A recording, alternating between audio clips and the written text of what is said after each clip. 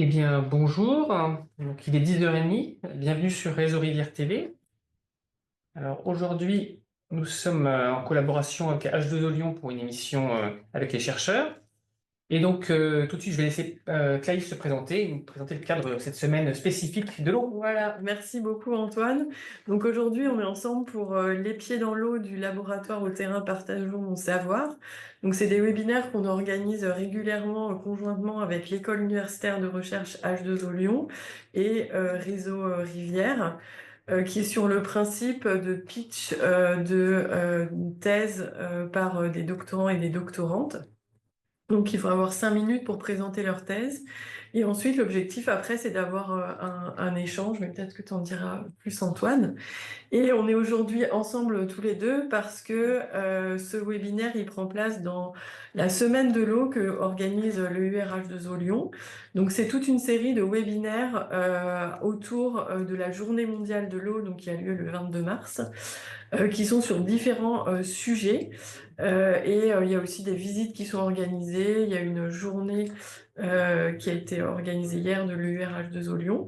Et donc là, on arrive à la fin de cette semaine avec 2 webinaires aujourd'hui.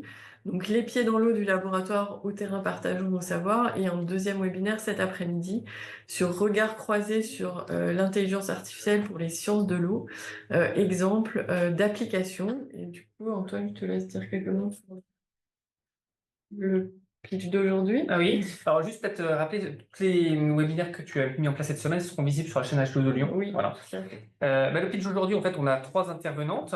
Donc, on a dans l'ordre de passage Julia Watson, qui nous parlera donc des poissons et de la température de l'eau, l'interaction.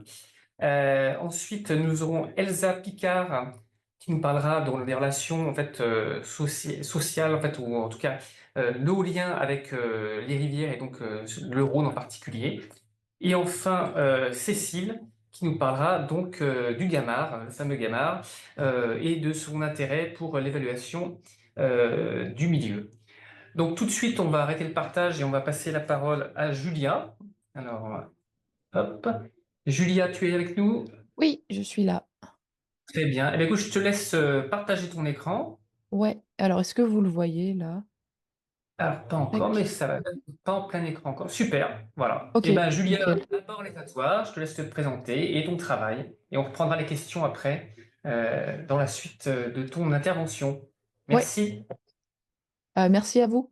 Alors bonjour à tous, je m'appelle Julia Watson et je suis actuellement en deuxième année de thèse au LENA, donc sur le campus de la Blois, donc c'est le laboratoire d'écologie des écosystèmes naturels et anthropisés, dans l'équipe écophysiologie, comportement et conservation. Et donc aujourd'hui, je vais vous parler de mon projet de thèse qui est sur la caractérisation des adaptations physiologiques des poissons en réponse à l'augmentation de la température de l'eau dans un contexte de réchauffement global des rivières. Donc tout d'abord, vous savez qu'on est dans un contexte de réchauffement climatique et qui est en fait une accélération de ce réchauffement depuis à peu près les années 1970. Et ça force les organismes à s'adapter plus vite à l'augmentation des températures qu'avant. Et les premiers organismes à être impactés par ce réchauffement sont des organismes qu'on appelle ectothermes, qui sont appelés aussi animaux à sang froid, parce qu'en fait, leur température corporelle, elle dépend directement de celle de leur milieu. Et moi, dans le cadre de ma thèse, l'ectotherme auquel je m'intéresse, c'est le poisson. Et je m'intéresse surtout au métabolisme des poissons. Et le métabolisme il peut être défini comme l'ensemble des transformations physiques et chimiques qui s'accomplissent dans l'organisme. Et donc, ça inclut la consommation d'oxygène et de nutriments pour, in fine, produire de l'énergie. Et il faut aussi savoir que le métabolisme tourne plus vite avec l'augmentation de température. Donc, plus la température est haute, euh, plus, euh, plus le métabolisme ira rapidement. Et donc le métabolisme dans les organismes va définir ce qu'on appelle le budget énergétique qui va être réparti entre 3 postes d'allocation qui sont la croissance, la reproduction et la survie. Donc ça c'est valable pour tous les organismes vivants, hein. Et quand on regarde euh, ces performances, donc on appelle du coup ces postes d'allocation, pardon, on l'appelle ça des performances. Quand on regarde ces performances en fonction de la température, dans un premier temps, elles vont augmenter. Et c'est surtout la croissance et la reproduction qui vont être mises en avant. Mais dans un second temps, quand la température va être trop haute, eh ben, c'est la survie de l'animal qui va être compromise. Et donc, avec l'augmentation des températures, on s'attend à ce que, il y ait des ajustements physiologiques et une acclimatation de la part des organismes pour mieux répondre à ces augmentations de température. Et donc moi, l'objectif de ma thèse, c'est de caractériser les réponses plastiques et adaptatives des poissons face au réchauffement rapide des eaux douces. Et donc, c'est de voir si les poissons, ils sont capables de shifter leur niche thermique et si oui, de quelle manière. Donc, comme on peut voir sur le graphe à gauche, un peu les courbes en vert. Donc, comment est-ce qu'ils vont le faire? Qu'ils vont faire schématiquement, hein. Donc mes hypothèses sont tout d'abord que les poissons au chaud, ils sont à la limite de leur tolérance, ou alors ils auront moins de mal à s'adapter étant donné qu'ils sont déjà habitués à la chaleur. Et les poissons au froid ne s'acclimateront pas assez vite. En fait, tout ça dépend de là où le poisson se situe sur la courbe de performance thermique. Donc s'il est plus à gauche, eh ben, il aura plutôt pas mal de place pour s'adapter, mais s'il est, vers là où ça commence à décliner, ce sera plus compliqué, en fait. Et donc ma thèse, elle est subdivisée en 3 axes pour tenter de répondre à ces questions. Donc, le premier axe, a pour objectif d'étudier l'influence des variations de température saisonnières sur la physiologie de 3 populations. Donc, là, je fais des échantillonnages sur 3 lieux, autour de Lyon. Donc tout d'abord, il y a Brégny-Cordon, la CNPE, donc centrale nucléaire productrice d'énergie du Bugey et la CNPE du Tricastin. Et donc, je fais des échantillonnages sur ces 3 lieux. Donc, en gros, j'étudie, 3 populations et je fais ces échantillonnages avant et après l'été, donc avant et après la période chaude. Je travaille sur 2 espèces de poissons. La première, c'est le Cheven Squalus cephalus. C'est une espèce qu'on connaît assez bien, qui est plutôt généraliste et qu'on appelle eurytherme parce qu'elle peut s'adapter à beaucoup, de différentes températures. Et donc on suppose que si ce poisson a du mal à s'adapter aux températures plus chaudes, eh ben, il y a d'autres espèces aussi qui ont du mal à s'adapter à ces températures plus chaudes.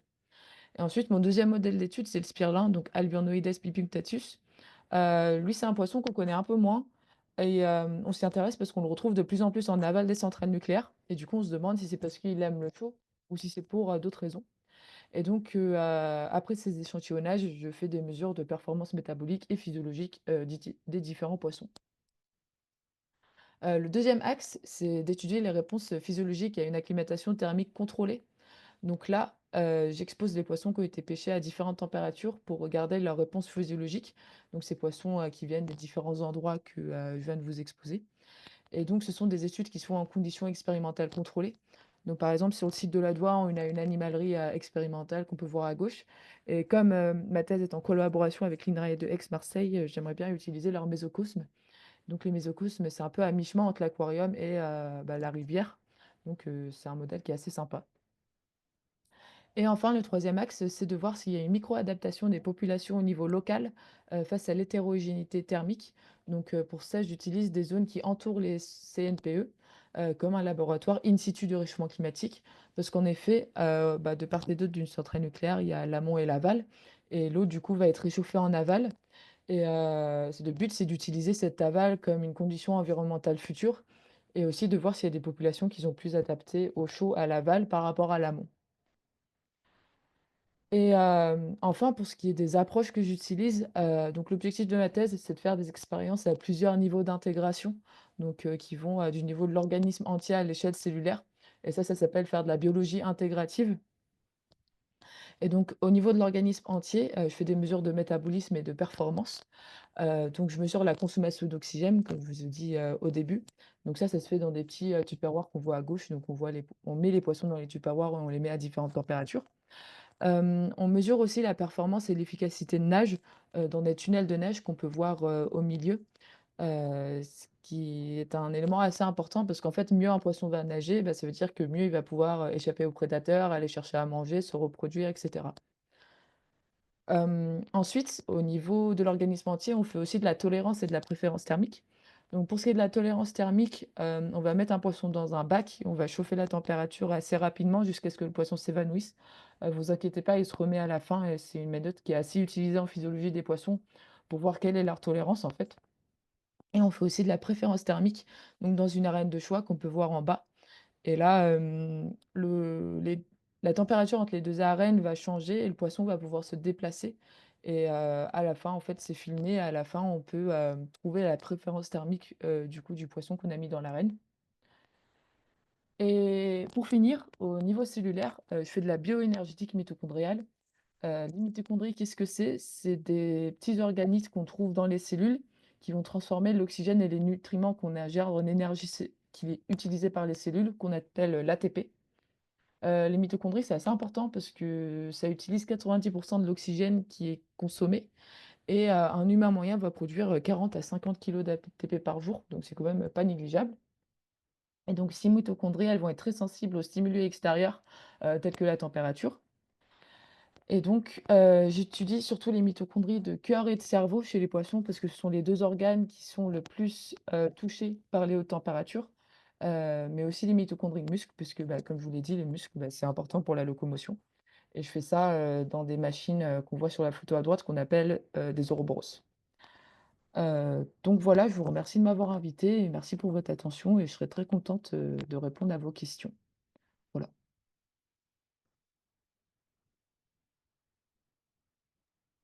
Eh bien, merci. Donc, bah, je vous invite à tous à poser vos questions dans le chat.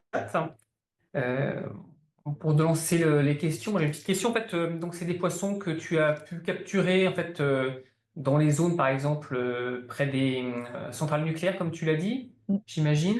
Et par exemple, tu as parlé de différents types d'expériences, mmh.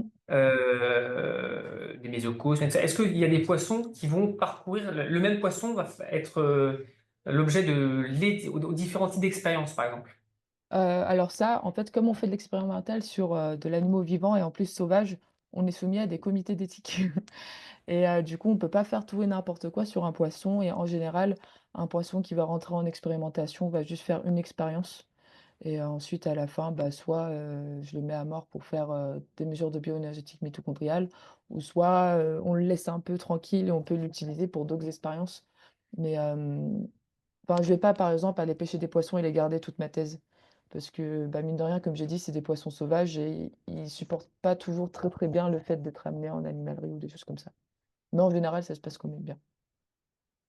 Et donc en fait, on n'est pas capable de mesurer une sorte d'adaptation au cours du temps. En fait, je pense à tes expériences sur la température, par exemple, avec l'évanouissement. Est-ce qu'on c'est juste un one shot ou il y a une réitération pour voir s'il y a des modifications du Hem, d'adaptation? non, il y a des alors moi, je l'ai pas fait, mais ça se fait pour voir si, bah, justement, pour la tolérance thermique, si on met un poisson, je sais pas, à 25 degrés pendant 5 jours, est-ce que sa tolérance thermique sera la même ou est-ce qu'elle va augmenter si on refait la même mesure à 1 mois ou à 2 mois ou des choses comme ça? Donc ça se fait quand même, des études à long terme, mais moi, j'en fais pas vraiment. Moi, en général, c'est juste du one shot et après, je les laisse tranquilles. Et est-ce que tu sais si justement il y a des études sur cette adaptabilité, à la tolérance thermique? Est-ce qu'il y a eu des études là-dessus qui ont été faites? Est-ce qu'il y a des Ouais. résultats déjà? Ouais, alors en fait, la tolérance thermique, elle est extrêmement liée à la température d'acclimatation. La température d'acclimatation, c'est la température à laquelle on va juste mettre le poisson et il a été montré que, bah, en fait, c'est logique, hein, mais plus la température d'acclimatation est haute, et ben, plus la tolérance thermique sera haute et plus, la préférence thermique sera haute aussi. Mais je pense par exemple, tu vois, il y a des étés qui ont été très chauds, donc Mmh, forcément des eaux chaudes. mmh, Est-ce qu'un poisson qui aurait subi déjà par exemple 2 étés chauds et qui aurait survécu, entre guillemets, ouais, est-ce qu'il serait potentiellement plus tolérant en fait? ouais, D'accord. oui, oui, il sera plus tolérant, mais c'est ça, un peu le problème, c'est jusqu'à où ces poissons qui sont au chaud, ils peuvent aller. Hmm. Puis ça entraîne une sélection naturelle en fait, Ouais, c'est un aussi. peu ça aussi. Euh, et donc sur les points de mesure, donc par exemple autour des centrales nucléaires, est-ce que justement il y a des mesures sur l'impact génétique, par exemple, par rapport s'il y a des poissons qui sont plus à l'amont, plus à l'aval, sur le même type d'espèces? Moi, je fais pas de génétique. Le amont aval des centrales nucléaires, c'est un truc qui est assez nouveau, qui a pas vraiment été fait avant. Hem Moi, là, déjà, la question qu'on se pose après, ce serait peut-être pour une autre thèse après, mais la question que je me pose, c'est déjà, est-ce que l'amont et aval, est-ce que c'est 2 populations distinctes ou, est-ce que c'est des poissons, est-ce qu'ils peuvent bouger entre les 2 ou des choses comme ça? Ça, c'est un truc que même moi, je sais pas et comme c'est des poissons qui sont assez petits, c'est compliqué, de mettre, des choses dessus pour essayer de les traquer ou quoi. Donc là, avec, les échantillonnages que j'ai fait avant, après l'été dernier, on a pris des échantillons de nageoires caudales pour, faire de la génomique pour justement voir en fait si, bah, si les populations sont les mêmes, parce qu'on pourrait même imaginer que les populations tout au nord à Brigny-et-Cordon, peut-être qu'elles redescendent un peu pour aller s'arrêter à Bugey et ainsi de suite. Enfin, je vois pas de questions. J'invite les gens à poser des questions. Une Oui. question? J'ai trouvé ça assez intéressant, l'explication du choix des espèces. Et je me demandais parce que là tu es sur la physiologie, mais est-ce que vous voyez aussi morphologiquement des différences entre les espèces qui sont au chaud et au froid? Ouais, alors entre l'amont et l'aval, ce qui est assez marrant, enfin assez marrant, c'est qu'en fait, les poissons qui sont à l'aval vont être beaucoup plus gros. Et en fait, après, on ne sait pas encore, s'ils sont plus gros parce que juste ils ont grandi plus vite, parce que comme il fait plus chaud, bah, leur métabolisme tourne plus vite et du coup, on suppose qu'ils ont assez de ressources pour nourrir ce métabolisme et donc grandir plus vite. Ou alors, on ne sait pas s'ils sont plus vieux. Donc pour ça, j'ai fait des prélèvements d'otolithes sur les poissons. Donc les otolithes, c'est un peu leur oreille interne, c'est un bout qui est calcifié, qui est derrière leur œil et qui leur sert un peu, bah, d'oreille pour entendre. Et quand on c'est tout petit et quand on le coupe transversalement, en fait, ça fait un peu comme un tronc d'arbre et on peut compter les stries et voir leur âge. Donc là, j'ai plein d'autolithes, donc mon but, c'est justement de voir l'âge de ces poissons. Mais sinon, pardon, pour revenir à la question, oui, en aval, en fait, ils ont l'air d'être plus gros, quoi. Voilà. Mais par Et contre, quand on donc, les pêche et quand on les ramène vraiment à l'animalerie, ils ont quand même, tendance à être un peu plus fragiles. Enfin, on va avoir un peu plus de pertes au niveau de l'aval, qu'au niveau de l'amont. Après, c'est pas ultra significatif, mais c'est quand même un peu notable. et du coup, vous pourrez savoir si c'est dû à l'âge ou si c'est le fait qu'ils grandissent plus vite ou ça, vous allez réussir à le déterminer. Ouais, avec les otolithes, ouais, c'est mon objectif. Ouais, super, ça fait beaucoup d'approches différentes. Et là, on a évoqué des milieux, comment dire, artificiellement réchauffés, hein, donc avec les centrales nucléaires. Il y a des fois donc des zones d'eau froide, hein, qui existent Mmh. naturellement, notamment dans les zones rivières Mmh. karstiques. Est-ce qu'il est envisagé de faire, alors pas forcément par ta thèse, mais un travail à peu près équivalent, où en se posant des questions sur des rivières où il y a des résurgences d'eau froide, par exemple, dans un milieu qui se réchauffe énormément? Est-ce que tu connais s'il y a des pistes de travail là-dessus aussi? Ah oui, il y a beaucoup de choses qui se font, là-dessus aussi, plus en amont du Rhône, au niveau du lac Léman, des choses comme ça, parce que, bah, c'est quand même, bah, les lacs, ils sont censés être très froids, mais en été, ça peut quand même monter, assez haut en température. Donc, il y a aussi des études, par exemple, sur des populations d'ombles, il me semble, pour voir, en fait, comment, eh ben, eux, est-ce qu'ils réagissent, bah, à justement cette variation de température, qui est plus grande. Parce qu'en fait, le réchauffement climatique, bah, c'est pas enfin, vous devez le savoir, hein, mais c'est pas que du réchauffement, il y a aussi plus de variabilité, en fait. Et du coup, c'est voir, bah, comment est-ce que les populations s'adaptent à justement cette variabilité, de l'environnement. Très bien, merci. On va passer à la suite, du coup. Merci beaucoup, Julia. Et Bah, n'hésitez merci pas, à on peut vous. revenir à la fin si jamais il y a des questions qui vous viennent pour Julia pendant les autres présentations. Donc, on va passer à Elsa Picard, qui va nous parler de dynamique des acteurs dans le cadre de restauration des cours d'eau et des fleuves. Et du coup, Elsa, je te laisse très bien partager l'écran. Tac. Ok. Bonjour à toutes et à tous. Je m'appelle Elsa Picard. Je suis doctorante au LPED à Marseille et au GREI à Lyon.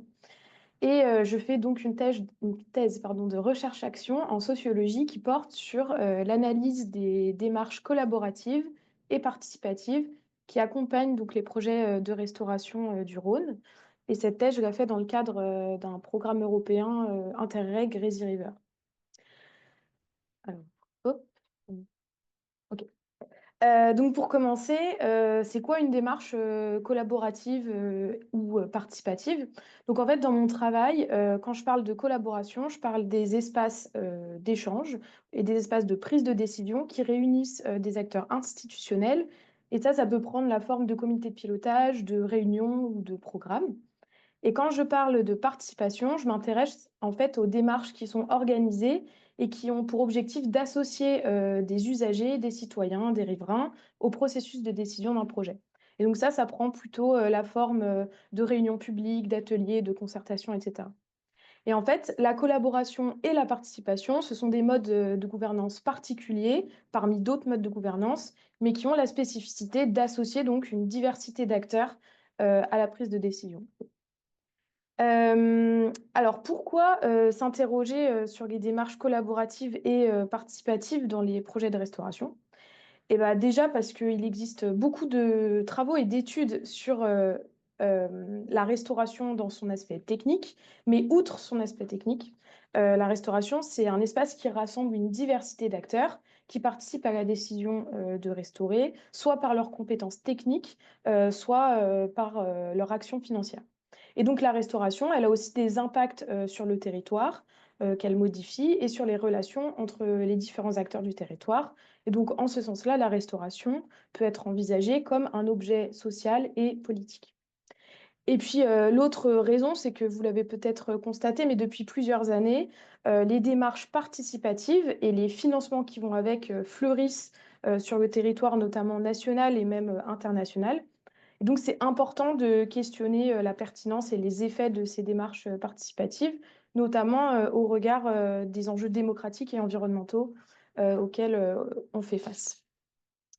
Donc, moi, je travaille sur les démarches de collaboration institutionnelle et de participation du public qui accompagnent les projets de restauration écologique sur le fleuve Rhône. Et l'objectif de ma thèse, c'est de comprendre d'une part les raisons qui expliquent ce mode de gouvernance qui associe les acteurs, et d'autre part de comprendre ses effets sur la conception des projets de restauration. Et donc, pour étudier cela, je travaille sur le fleuve Rhône, puisque depuis les années 90, le Rhône fait l'objet d'un programme de restauration ambitieux qui réunit différents acteurs, dont je vous ai mis des exemples ici, donc des acteurs institutionnels et décisionnaires, des acteurs économiques, gestionnaires, scientifiques, associatifs et plus récemment habitants. Et puis, qui plus est, on trouve sur le Rhône un contexte réglementaire et financier favorable à la restauration. Donc en fait, c'est un peu le terrain parfait pour comprendre l'évolution des modes de gouvernance et de ses impacts sur la manière de concevoir les projets. Sur le Rhône, la restauration, elle prend différentes formes, mais majoritairement, les programmes visent à restaurer les marges alluviales en démantelant les digues latérales, à reconnecter ou recréer des bras morts, ou encore à rétablir la continuité écologique et sédimentaire. Et donc, pour répondre à mes questions de recherche, j'utilise différentes méthodes que je ne détaille pas ici, mais si vous avez des questions, on pourra creuser après. Donc, plusieurs campagnes d'entretien avec des scientifiques et des acteurs opérationnels, un cycle d'ateliers pour échanger sur les démarches collaboratives et participatives avec des porteurs de projets de restauration, et une analyse des dossiers de demande de financement pour comprendre l'évolution spatio-temporelle de la gouvernance des projets de restauration sur le fleuve.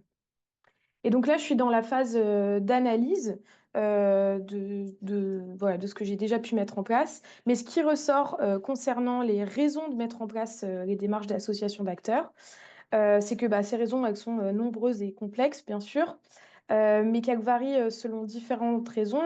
Donc d'abord, les raisons d'associer les acteurs varient en fonction des individus interrogés, donc en fonction de leur structure, de leur mission dans la structure, mais aussi de ce qu'on appelle en sociologie de leur trajectoire individuelle, c'est-à-dire leur expérience professionnelle, leur formation, et puis d'autres éléments de contexte biographique. Et donc les trajectoires individuelles, elles induisent un certain nombre de pratiques, mais aussi de postures morales qui peuvent générer le souhait de travailler en associant les acteurs au projet. Donc je vous l'ai illustré ici par des extraits d'entretien ou d'ateliers.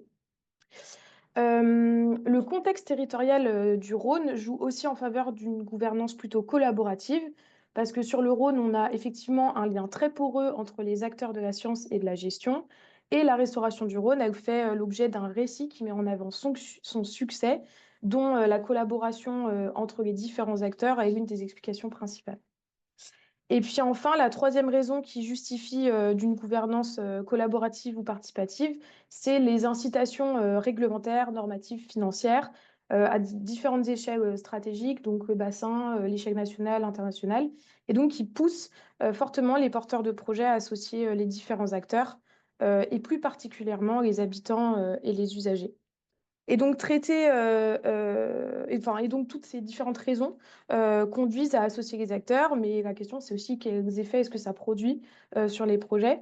Et donc pour l'instant, les enquêtes par entretien que j'ai conduites me font ressortir un changement dans la nature des projets, puisque avant on parlait plutôt de restauration, de projets de restauration, et maintenant de plus en plus on parle de projets de territoire. Donc on inclut d'autres enjeux, et notamment des enjeux sociopolitiques dans les projets de restauration. Et le travail que je conduis donc actuellement d'analyse des dossiers de financement va me permettre de comprendre un peu plus en profondeur les effets de ces démarches. Et voilà.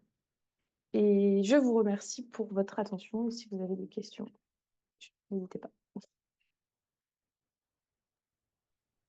Merci beaucoup, Elsa. Donc, n'hésitez vraiment pas à poser vos questions dans le chat. On a du temps pour ça. Alors, nous, on a des questions, bien sûr, mais l'objectif, c'est aussi que le public puisse poser ses questions.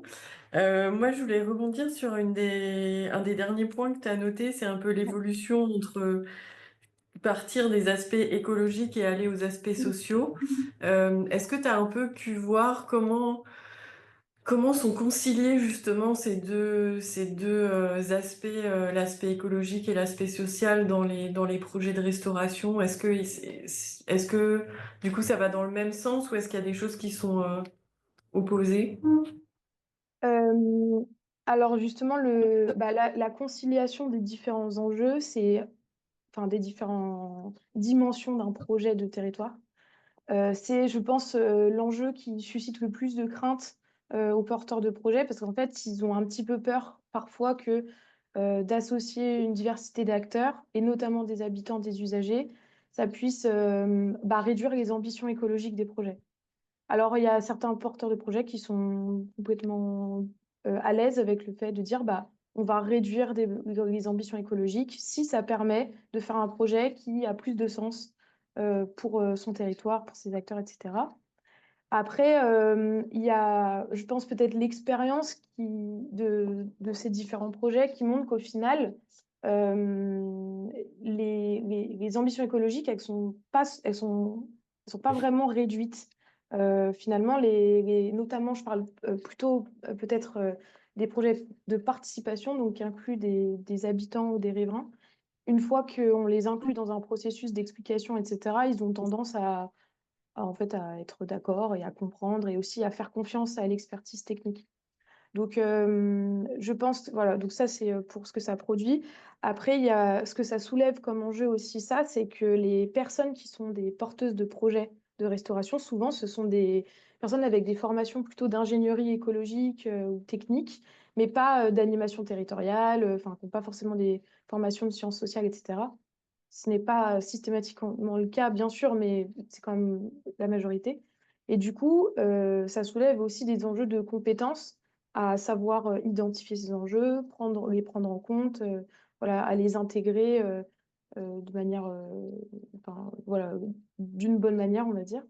Et donc, ça fait qu'au final, les porteurs de projets font beaucoup appel à des bureaux d'études spécialistes de la participation qui, eux, ont plutôt des formations de sciences humaines et sociales et qui vont être en mesure de traduire un peu ce qui peut ressortir dans les espaces d'échange pour que ça puisse être intégré par des personnes qui ont une formation plus technique.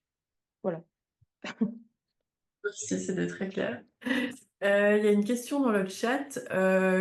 Tu parles de projet de territoire et la question est de quand date l'apparition de ce terme et pourquoi il s'impose dans le discours?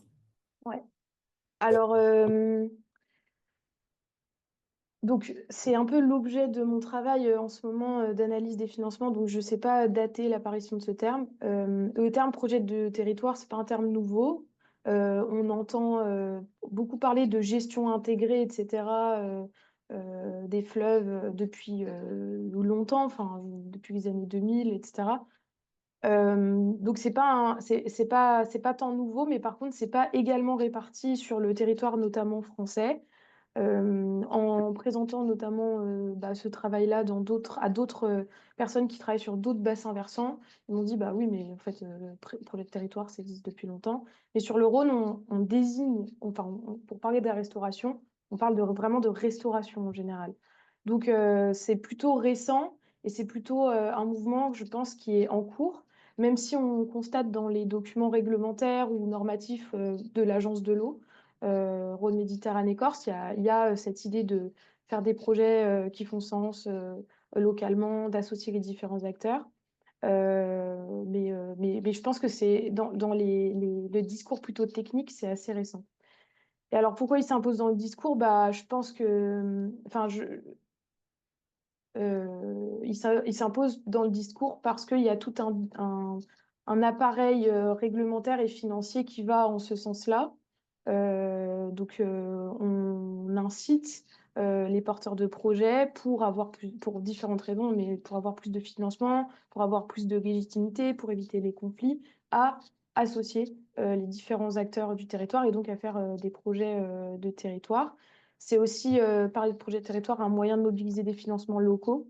Donc voilà, enfin, en fait, il y a tout un appareil à une échelle beaucoup plus large que celui des projets qui incite les porteurs de projets à changer de manière de parler finalement. Voilà. Et je rebondis, en fait, tu parlais de l'Agence de l'eau qui, depuis quelques années maintenant, propose des subventions spécifiques pour les modes participatifs, donc avec grand public notamment. Ouais. Est-ce que ça a été, en fait, je sais pas où remonte ton analyse, en fait, de la façon de la perception de ce mode-là? Est-ce que ça a été quelque chose qui a changé la vision des gens? Ou est-ce que on a parlé de la CNDP et d'autres textes qui sont européens, est-ce que c'est des choses qui ont impacté du fait parce que les projets sont très gros en termes de financement et qu'il y a une obligation parfois, au-delà d'un certain coût, de passer dans un processus un peu différent?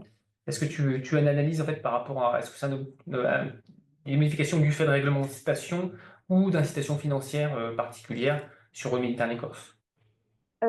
Alors déjà, un truc qui est assez important dans mon analyse, c'est en fait l'Agence de l'eau Rhône-Méditerranée Corse, elle a quand même une approche assez spécifique des enjeux écologiques. Et jusqu'à 2023, c'était la seule agence de l'eau dans laquelle il y avait une personne recrutée pour faire des analyses de sociologie. Donc il y a vraiment c'est un peu une agence de l'eau qui est plutôt pionnière dans ces questions-là de projet de territoire, de intégrer les sciences humaines et sociales. Euh, Enfin voilà. Après, la question c'est en fait, c'est un peu ces différentes raisons qui se retrouvent un peu au même moment sur le territoire qui font que, bah, effectivement, l'agence de l'eau, elle est dirigée par des présidents et des comités de bassin qui réunissent des personnes avec une certaine vision de la restauration et de l'aménagement des cours d'eau.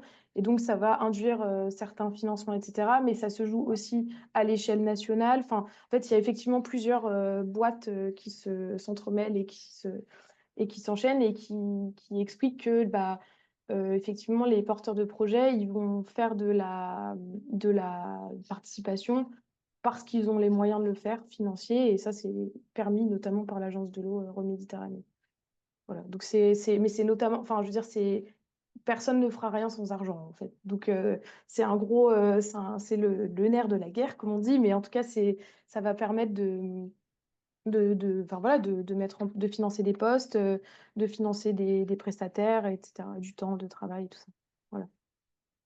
J'en profite, il y a des gens autour donc de Ouais. la visio, en fait, si eux-mêmes pourraient mettre, entre guillemets, ce qui pourrait les motiver à faire de la participation, est-ce que c'est de l'argent, est-ce que c'est parce que pour faire avancer les projets, parce que justement, ça peut être intéressant dans le chat de participer.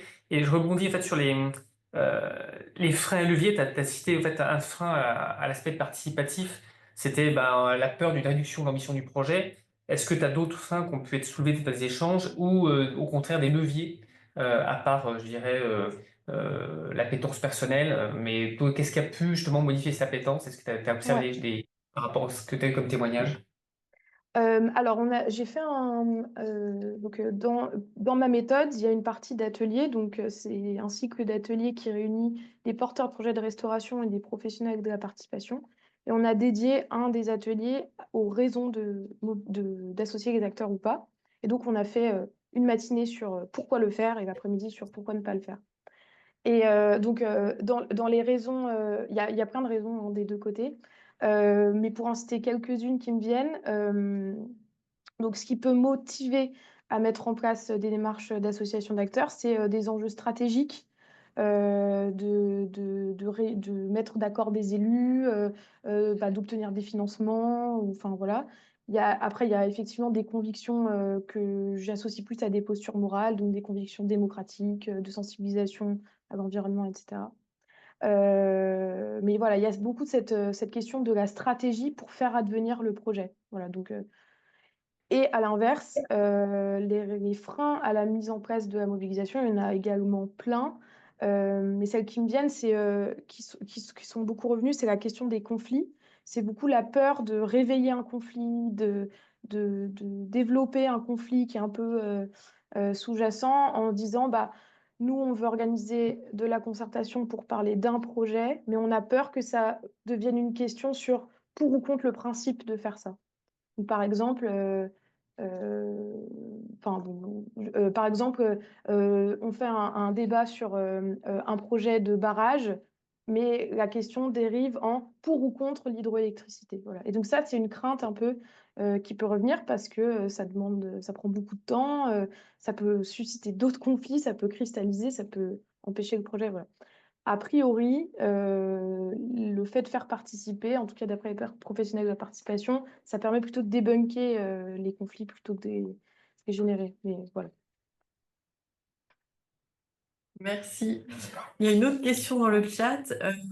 Qui pourrait, selon toi, incarner ce rôle de concertation, de démarche participative dans les projets de restauration, dans la mesure où, pour l'instant, peu de personnes sont formées à le faire, outre ces bureaux d'études spécialisés dont tu parlais? Eh ben, il y a quelques exemples sur le bassin du Rhône de syndicats de rivière qui ont recruté des personnes qui ont des formations plutôt de SHS ou qui ont fait des formations même de participation. Voilà, donc après, ça peut aussi être euh, voilà, il peut y avoir des recrutements en interne, des projets, des porteurs de projets, ce qui soulève un enjeu qui est souvent relevé par les personnes avec qui j'échange, c'est que ce qui est bien quand on met en place des démarches participatives, c'est d'avoir un tiers neutre.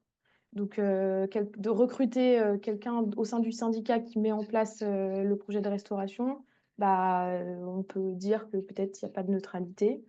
Voilà, donc ça, c'est un enjeu. Donc, c'est pour ça que les bureaux d'études ont un intérêt ou des agences publiques, ça pourrait exister aussi, enfin, comme c'est le cas de la CNDP. C'est des tiers neutres.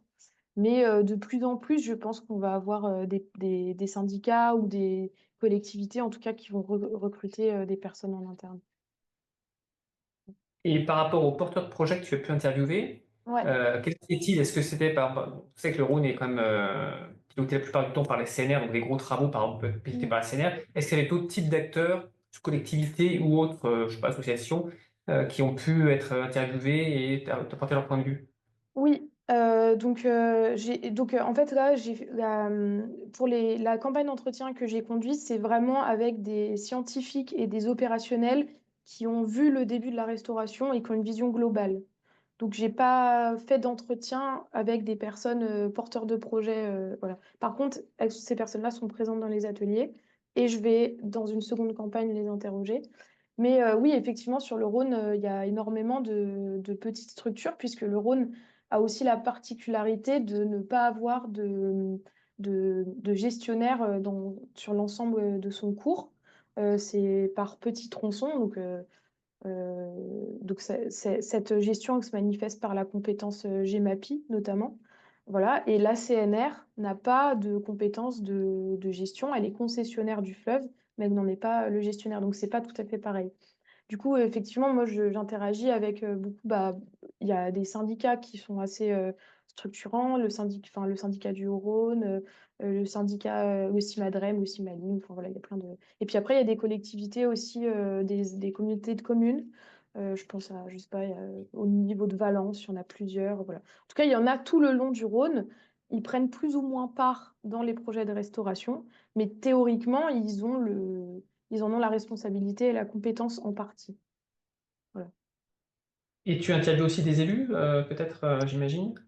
Oui, j'ai déjà interviewé des anciens élus et oui, ça va aussi rentrer dans mon travail parce que le rôle de l'élu, c'est un rôle vraiment structurant dans les projets de restauration, dans les questions de prise de décision et de gouvernance.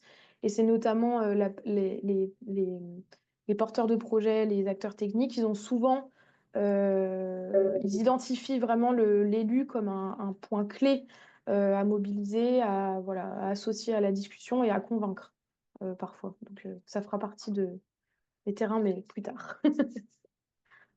Voilà. Et ben, j'ai juste une dernière question pour toi, Ouais, Elsa. Ta thèse, elle est dans un projet plus large dont tu as parlé, Risy River. ouais, Comment est-ce que tu peux nous en dire un peu plus sur les enjeux de ce projet et comment ce que tu vas faire s'intègre ouais. avec le reste? Eh ben oui, alors donc le projet Lazy River, c'est un projet Interreg sur la partie nord-ouest de l'Europe qui réunit 11 partenaires, je crois. Et l'objectif, c'est de travailler sur la diffusion du recours aux solutions fondées sur la nature dans les projets, dans les écosystèmes fluviaux. Voilà, et donc en fait, le programme Interreg permet de financer concrètement la mise en place de solutions fondées sur la nature sur différents sites. Et puis permet aussi de financer des études. Donc moi, je suis sur une partie plutôt analytique. Nous, on n'a pas de financement pour faire de la restauration. Et donc, moi, ma thèse, elle se concentre sur un aspect spécifique des solutions fondées sur la nature, qui sont des questions plutôt sociales et d'association d'acteurs. Donc, moi, je tire des conclusions à partir de mon terrain que je peux présenter aux autres partenaires du projet. Et donc, mon travail en tant que doctorante, c'est de monter en généralité de mon terrain. Donc, c'est ce que je fais et que je partage. Et eux, à l'inverse, ils m'apportent aussi des éléments de contexte sur leur projet, sur est-ce qu'ils mettent en place une démarche participative ou pas, comment ça se passe. Et ce qui est intéressant, c'est que ça fait vraiment ressortir les différences en fonction des pays. Et donc des normes nationales et à quel point elles ont un impact sur notre vision de la gouvernance, etc. Voilà. Et les moyens financiers qui vont avec, etc. Voilà. Et du coup, il n'y a pas d'autres études similaires un peu sur un autre Alors, si, il y fleuve a, Si. ouais, il y a une. Donc, parmi les. Alors, dans les partenaires, il y a notamment le Rijkswaterstaat, qui est le ministère des Infrastructures aux Pays-Bas, qui donc fait de la injection sédimentaire et puis d'autres projets et qui associe les acteurs. Donc eux, ils n'ont pas une dimension réflexive sur leur association d'acteurs, mais par contre, c'est des éléments sur lesquels on échange. Ensuite, il y a sur la rivière la Lys, qui est dans le nord de la France, donc qui est un petit cours d'eau, mais là, ils ont vraiment une démarche très poussée en termes d'association d'acteurs. Et donc, pareil, on échange beaucoup. Et puis, il y a mais ça reste opérationnel, quoi. Et puis après, il y a le partenaire irlandais qui travaille aussi sur les questions donc vraiment participatives, mais sur des cours d'eau qui sont vraiment d'envergure complètement différente du Rhône, qui sont vraiment beaucoup plus petits. Donc, du coup, c'est pas, bon, on se pose pas les mêmes questions et c'est pas les mêmes. C'est pas tout, ça se passe pas tout à fait de la même manière. Mais voilà, c'est aussi une manière d'étudier ces questions-là dans le projet. Ouais, merci beaucoup, Elsa. On va passer à la dernière Merci. présentation. Oui, Cécile, passer la parole à Cécile. Bonjour. Laisse partager ton écran.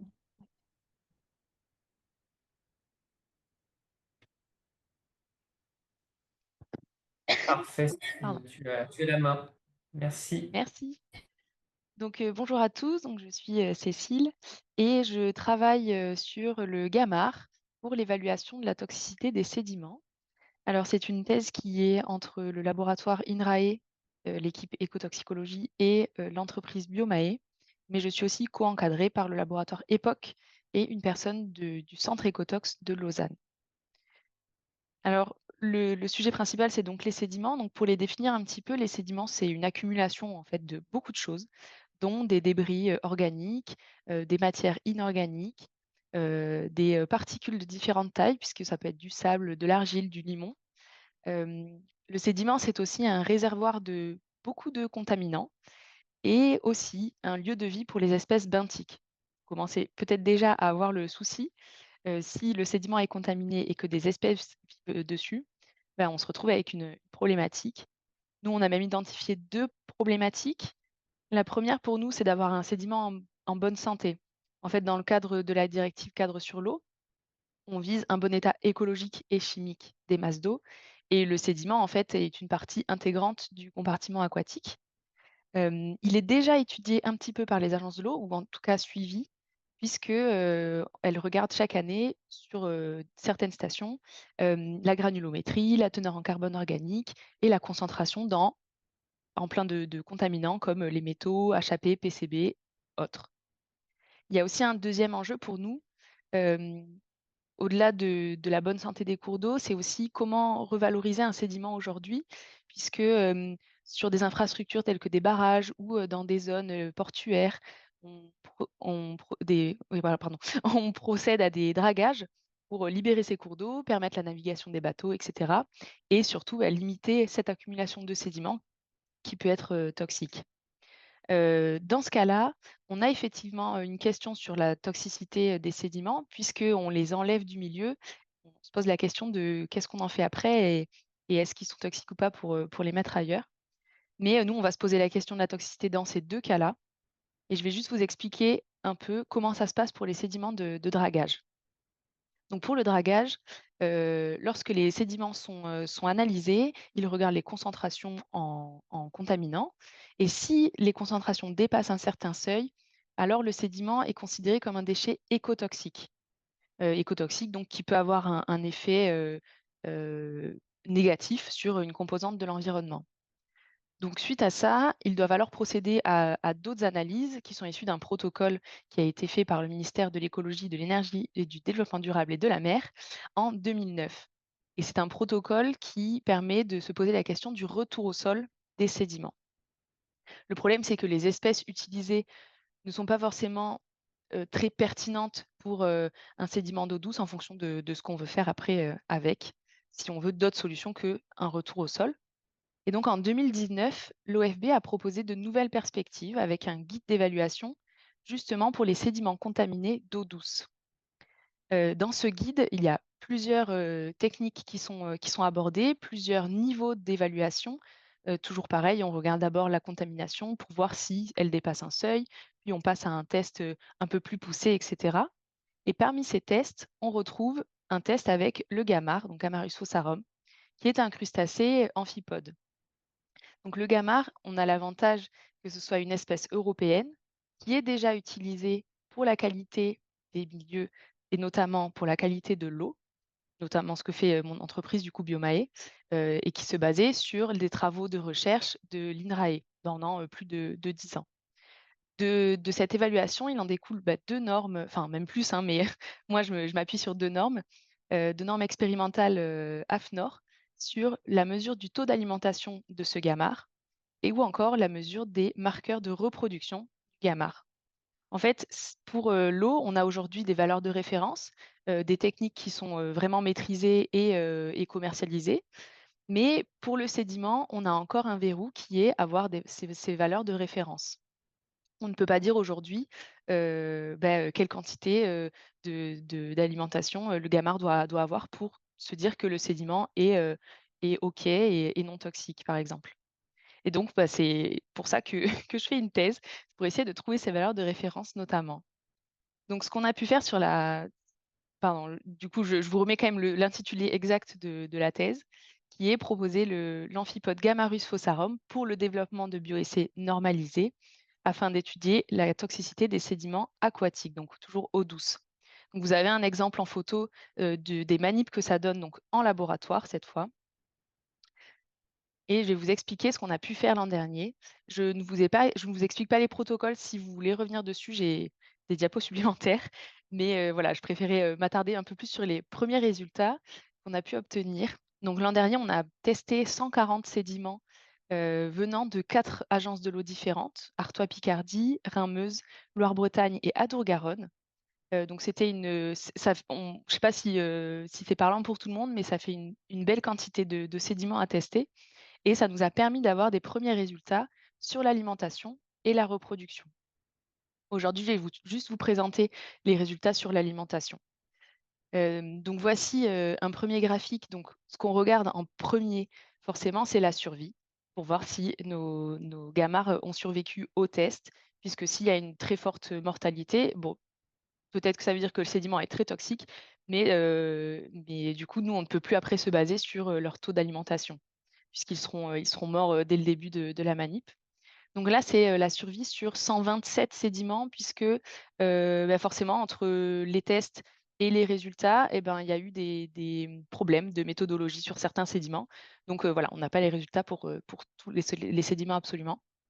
Hem, Ce qui est une bonne nouvelle déjà, c'est qu'on atteint, quasiment pour tous les sédiments ce seuil de 70 de survie, qui est, un seuil qui permet de valider l'essai d'après la norme expérimentale, qui a été faite sur le taux d'alimentation. Et en dessous, j'ai juste précisé que la légende est incomplète puisque forcément, il faudrait étirer beaucoup le graphique pour pouvoir voir le nom de chaque station que que nous avons étudiée. Mais en fait, vous avez juste, les premières lettres des agences de l'eau, donc AG Adour-Garonne, AP Artois-Picardie, LB Loire-Bretagne et RM pour Rhin-Meuse. Donc voilà, ça vous donne une idée, de tous les sédiments qu'on a regardés. Et pour ce qui est du taux d'alimentation, on est plutôt content aussi puisqu'on réussit en fait à différencier pas mal de sédiments en fonction de l'alimentation des gamars. Alors le taux d'alimentation, il est calculé en milligrammes par gamar par jour. Donc c'est rapporté vraiment au nombre de gamars qui auront survécu dans le bécher forcément. On a pu définir en ayant toutes ces données, une valeur de référence qui reste à confirmer, mais qui sera probablement très proche de celle que je vous indique ici, donc qui est de 2,2 milligrammes, par gamma par jour. On voit bien sur ce graphique qu'il y a des valeurs, extrêmes. Alors je ne sais pas si je peux pointer, je ne sais pas. Bon, tant pis. Vous voyez sur le haut du graphique, on a des valeurs qui dépassent vraiment 3 milligrammes. Et on a, d'un autre côté, des valeurs qui descendent en dessous de 1,5 milligrammes. Donc ça montre bien qu'il peut y avoir une inhibition de l'alimentation pour certains sédiments et peut-être même, comment on dit? Une induction, pardon, de l'alimentation pour d'autres sédiments. Donc à nous après de voir si, c'est effectivement signe de toxicité ou pas. Mais voilà, ce sont nos premiers résultats qui sont très frais donc donc voilà. Les prochaines étapes de la thèse, en fait, c'est d'abord de comprendre est-ce qu'il y a une influence des facteurs confondants du sédiment? C'est-à-dire, est-ce que la granulométrie ou sa teneur en carbone organique peut influencer la toxicité d'un sédiment et donc influencer notre réponse qui est l'alimentation ou la reproduction? Si, on voit qu'il n'y a aucune corrélation, eh bien, on pourra s'affranchir de ces facteurs-là et dire: «OK, on est sûr que les variations sont bien dues à une toxicité du sédiment». Si on voit qu'il y a une corrélation, alors il faudra qu'on les prenne en compte, qu'on ajoute un facteur, voilà. Qu'on les prenne en compte d'une façon ou d'une autre. Ensuite, on va essayer de valider ces valeurs de référence, donc du taux d'alimentation et de la reproduction. Alors la reproduction, ça passe par le nombre d'embryons que chaque femelle va pouvoir, garder, tout au long du test et voir s'ils sont en bonne santé ou pas, puisqu'il y a des embryons qui peuvent être, qui ne sont plus viables à la fin des manips, voilà. Donc à nous de voir comment on prend ça en compte. C'est pas encore, déterminé, mais c'est en cours. Ensuite, maintenant qu'on a étudié tous ces sédiments qui venaient des agences de l'eau et donc de rivières avec, plutôt cette première problématique de bonne santé des cours d'eau, on va essayer d'appliquer nos protocoles à des études de cas un peu plus spécifiques, en espérant avoir des sédiments toxiques qui pourront, toujours confirmer que, bah, notre valeur de référence, elle tient la route et qu'on arrive à différencier des sédiments, toxiques. Et pour ça, on va essayer de travailler cette année avec VNF notamment, pour avoir des sédiments, issus de dragage et ça nous permettra normalement de comparer nos tests et de comparer la sensibilité de nos tests avec les tests qui sont faits actuellement, H14, pour les sédiments qui sont donc écotoxiques.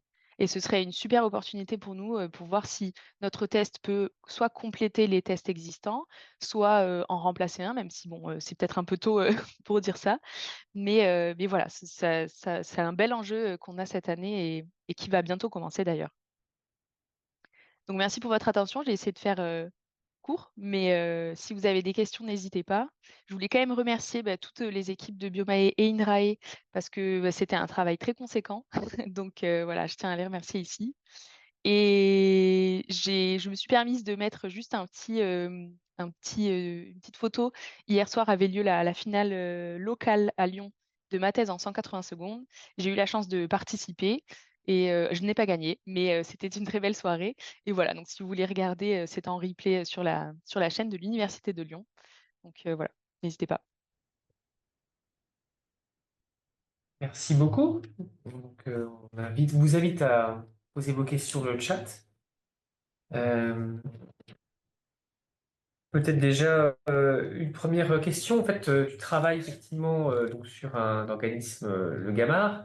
Donc, au niveau de ton aperçu international, justement, est-ce que les protocoles utilisent ce type d'animal, cet animal ou ce type d'animal à l'étranger, ou est-ce qu'il y a d'autres protocoles qui existent par ailleurs? Et si oui, comment tu fais le lien avec ce que tu fais toi? Oui, en fait, le sédiment, c'est quand même pas nouveau. Il y a quand même pas mal de tests qui existent. Donc, avec par exemple des chironomes, c'est des larves qui ensuite émergent du sédiment. Donc, c'est un test qui fonctionne bien.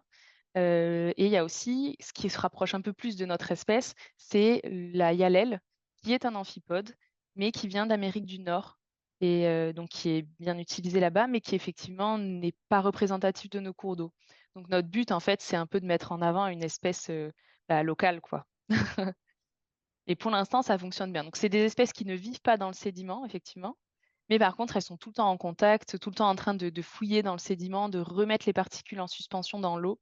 Et c'est un peu ça le but, on sait que le sédiment échange un peu les contaminants avec l'eau. Et on sait qu'à la surface de ces particules, il y a beaucoup de contaminants. Et donc, c'est des espèces qui vont capter ça, en fait. Et justement, pour le protocole de collecte du sédiment, comment on fait pour avoir un sédiment représentatif, en fait? Alors, donc ça, c'est pas nous qui gérons directement. Chaque fois, on travaille avec des sociétés de préleveurs qui savent du coup beaucoup mieux faire que nous. Mais globalement, quand ils arrivent sur un point de prélèvement, normalement, ils doivent prélever au moins à 3 endroits pour être représentatifs de la zone sur laquelle ils sont. Et ensuite, ces échantillons-là sont mélangés. Et nous, en laboratoire, on les tamise à 2 millimètres pour enlever tout ce qui est trop gros déjà et tout ce qui pourrait être organisme qu'on ne veut pas, nous, dans notre sédiment, parce que ça pourrait fausser un peu nos manipulations. Et ce 2 millimètres, bon, là, forcément, on ne l'a pas inventé. C'est ce qui est déjà dans les normes, justement, sur la YALEL et autres normes. Voilà. Et quel est le temps de réponse, en fait? Supposons qu'on ait un opérateur sur le terrain qui veuille voir en quelle mesure il y a une toxicité sans faire toutes les analyses chimiques, hein, c'est une sorte de pré-test, entre guillemets. Est-ce que c'est un délai de un mois, une semaine? Quel ordre de grandeur, en fait? Nous, à partir du moment où on a le sédiment, on peut préparer nos organismes à l'avance. Nos organismes, on les prépare pendant 2 semaines, le temps de les pêcher et qu'ils soient stabulés, donc mis dans notre eau, dans une condition voilà, en laboratoire. Mais après, le test alimentation, lui, ne dure que 7 jours. Ça veut dire qu'en une semaine, dès qu'on a le sédiment, on peut avoir les résultats pour l'alimentation et la reproduction, c'est 2 semaines. Voilà. D'accord. Donc c'est Donc assez rapide. c'est assez rapide, oui. Oui, oui. Une question? Bah, moi, je voulais rebondir sur la représentativité des sédiments. Donc, là, 140 sédiments, c'est beaucoup. Du coup, est-ce que voilà, vous considérez qu'ils sont représentatifs de tout ce qui pourrait être trouvé? Et dans les agences qui ont participé, il y en a 2 qui n'ont pas donné de sédiments. Est-ce qu'il y a une raison méthodologique à ça ou autre? Alors, la représentativité, on a essayé effectivement d'être le plus représentatif possible. En fait, on a essayé de choisir ces stations en faisant en sorte que déjà leur répartition granulométrique soit équivalente à ce qu'on trouve en France. Donc, c'est-à-dire que j'ai étudié au tout début les données qui sont sur Naiad, donc qui est le site sur lequel les agences de l'eau peuvent publier leurs résultats. Et j'ai pris toutes les stations qui existent sur les 5 dernières années pour voir si on arrivait, en choisissant des stations, à respecter ce panel de granulométrie, de teneur en carbone organique. Et après, on a regardé les contaminations, enfin les concentrations plutôt des contaminants dans ces sédiments, et on les a comparés à des valeurs seuil qui existent depuis les années 2000 sur les sédiments pour voir si on trouvait des sédiments qui n'étaient pas du tout contaminés, donc en dessous de ces valeurs seuil, des sédiments qui se retrouvent entre notre valeur sans contamination et notre valeur avec contamination, et des sédiments qui se retrouvent bien contaminés au-dessus. Donc on a essayé effectivement de prendre tout ça, voilà, d'avoir le plus de, de- de stations représentatives, oui. Et pour la deuxième partie, alors les 2 agences avec lesquelles on n'a pas pu travailler, malheureusement, c'est pas une question de méthode. En fait, notre entreprise fait partie du groupe Carso, et Carso travaille avec des agences de l'eau, mais pas avec Rhône Méditerranée Corse et Seine-Normandie. Et pour nous, c'était trop compliqué de refaire des analyses chimiques sur les sédiments de ces 2 agences-là. Voilà. Alors qu'avec les autres agences, ça nous permet d'avoir accès à ces données chimiques un peu en avant-première parce que sinon elles seront sur Naiad un jour probablement. Mais là, pour les raisons de la thèse, il faut que ça aille un peu le plus vite possible. Donc ça nous permettait d'avoir accès à ces données-là. Et donc les données existantes des agences sont disponibles sur Naiad, c'est ça? Ce que tu Oui, disais? alors je saurais pas dire si toutes les agences mettent toutes les données et si ça va vite. Là, par exemple, je n'ai pas regardé, mais je pense pas que les données de 2024 soient déjà sur le site Naiad. Parce qu'en général, ils reconfirment les données quand même avec les prestataires d'analyse, hein, pour pas publier tout et, et n'importe quoi si jamais il y a des erreurs. Mais en tout cas, oui, normalement, c'est accessible, et que ce soit pour le sédiment ou pour l'eau, pour d'autres fractions aussi. Et voilà, c'est des données qui sont extraites assez facilement depuis leur site, donc c'est pas mal. C'est très pratique, en tout cas, moi, ça m'a bien aidé. Et donc dans les banques de données sédiments, il n'y avait pas autre chose que les agences, les VNF comme ils doivent en avoir, peut-être je sais pas si c'est une banque de données accessible, mais tu avais identifié d'autres porteurs qui éventuellement auraient des données là-dessus, spécifiques Non. sédiments. Non, c'est vrai que en fait, on s'est lancé tout de suite sur les agences parce qu'on est déjà en contact avec eux. Et donc, c'est vrai que je pense qu'on s'est dit, OK, bah, c'est notre ressource principale et qui est assez riche, en fait, parce que il y a plusieurs années, en plus d'analyse, ça nous permettait de voir un peu la variabilité en fonction des années sur un même site. En fait, est-ce qu'on trouve toujours la même chose ou pas? Il s'avère que c'est très variable. Donc, voilà. Mais non, c'est vrai qu'on n'avait pas identifié d'autres bases de données, mais s'il y en a d'autres, je suis preneuse pour voir d'autres résultats. Ça Je c'est pense à sûr. une étude de cas sur la rivière Bienne dans le Jura où ils ont fait des analyses de toxicité puisqu'ils se posent des questions sur l'impact de la pollution entre guillemets historique de l'industrie sur cette rivière qui est une rivière en bon état mais qui finalement ça peut impacter la chaîne écologique. Donc le D'accord. PNR du Jura peut être intéressé peut-être dans ton étude de cas ou intéressant à contacter. Mm. Euh, et justement, sur la question des sédiments, en fait, là, on a identifié effectivement un outil potentiel.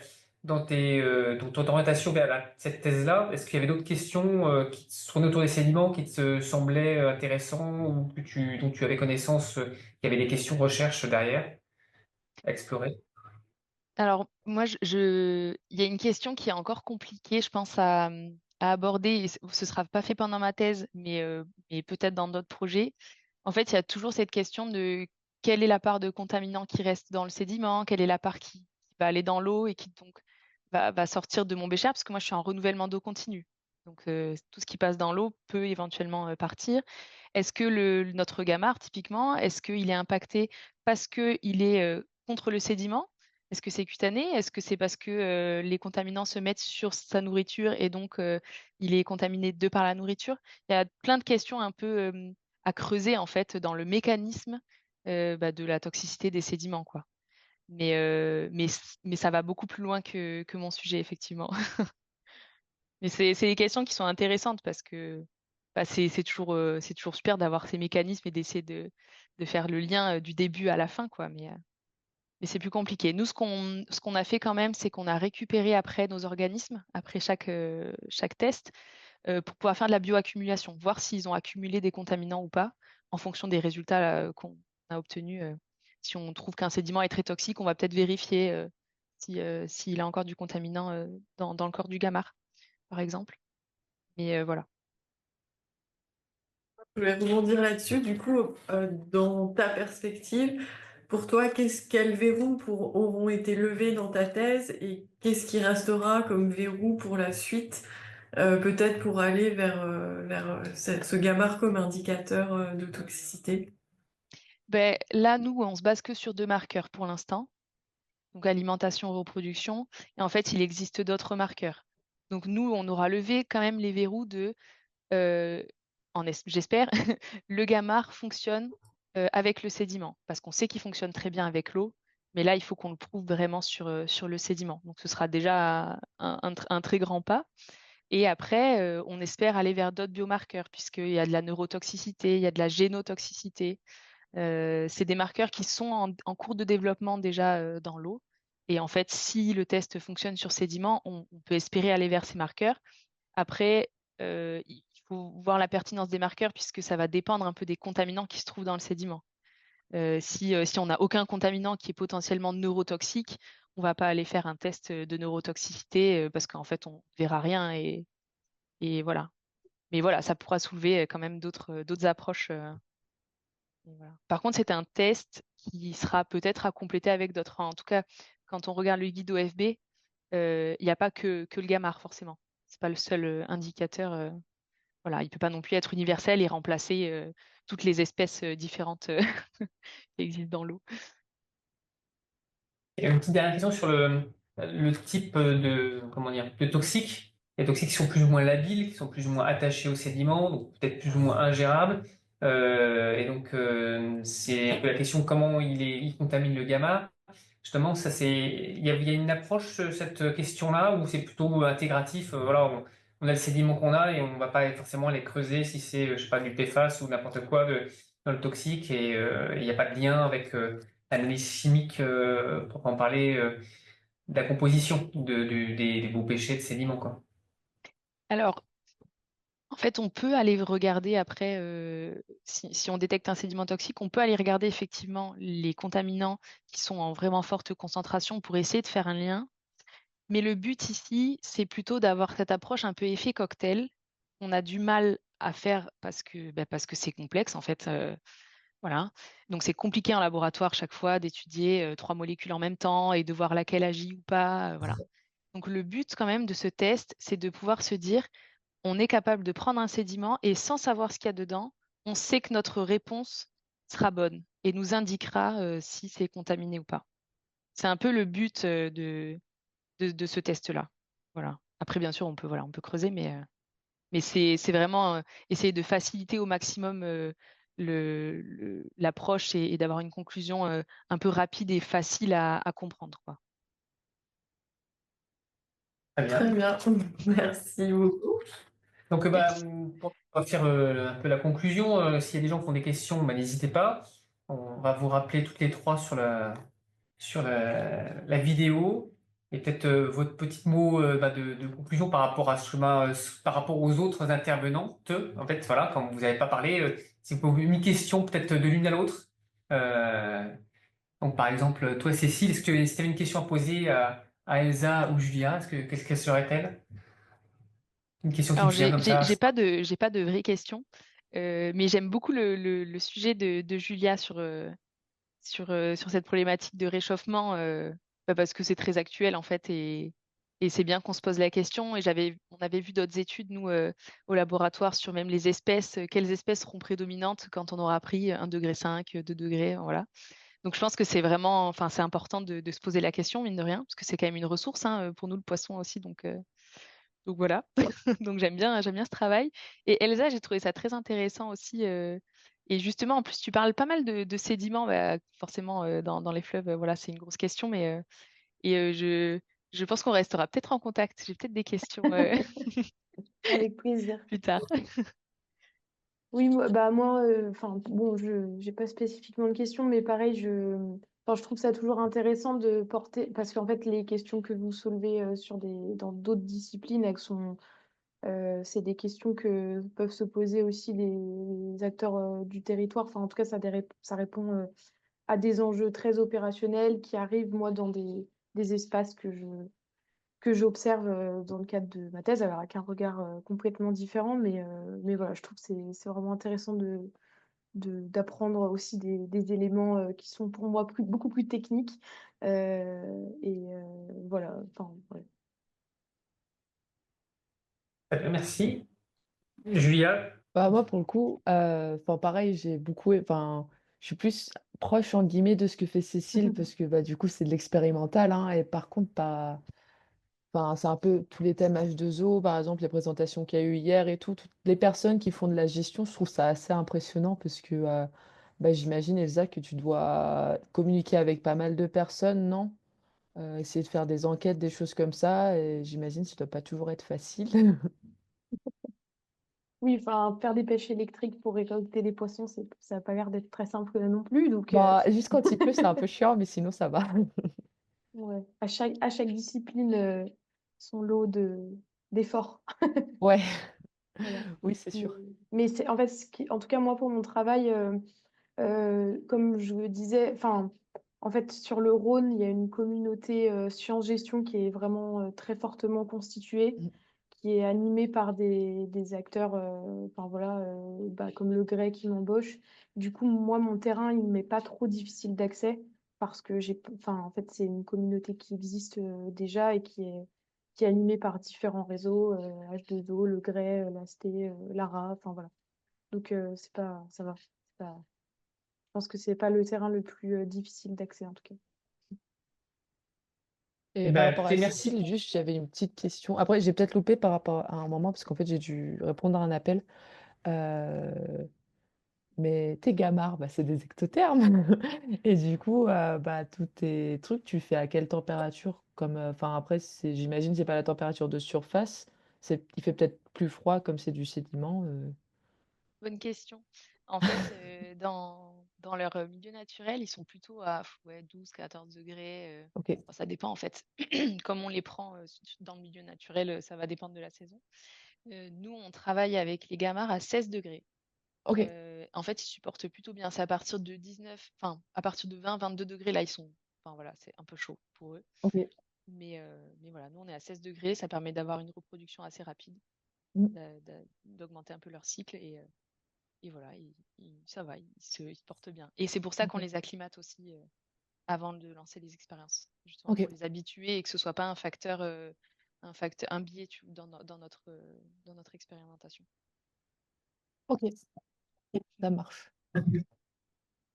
Merci beaucoup à toutes les trois pour ces échanges, d'avoir joué le jeu de répondre aux différentes questions. Et je vais laisser Antoine. Eh bien, écoutez, on va clôturer maintenant. Et puis, au plaisir de nouvelles sessions, et ben, peut-être en juin, notamment, autour du concept du stage zéro, l'état zéro. En fait, c'est un concept américain. Donc, on aura certainement des intervenants anglophones avec une traduction. Donc, ce sera a priori le 10 juin. Oui. Et donc, on vous en reparlera, on vous invitera à venir voir cet événement. Et en tout cas, merci pour H2O et puis nos chercheurs qui veulent bien se prêter à cette petite expérience de travailler sur une médiation courte de leur travail. Voilà, merci beaucoup, bonne journée à tous.